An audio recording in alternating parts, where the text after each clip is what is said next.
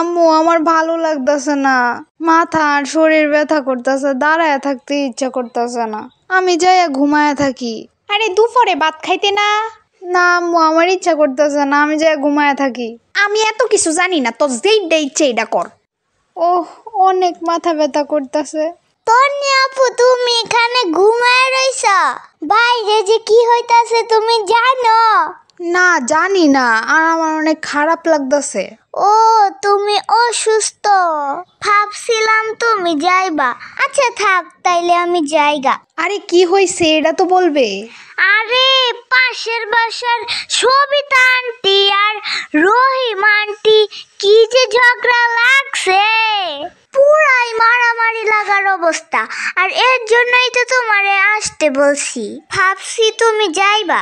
আরে সেরি তুই আমারে আগে কইতে না, আমি এখনই আসতাছি। তে তোমার না অসুখ? আরে কিসের অসুখ কিসের কি, মানুষের ঝগড়া দেখার যে গুরুত্বপূর্ণ আর কিছুই নাই। তাড়াতাড়ি আয়, ঝগড়া শেষ হয়ে পড়বো।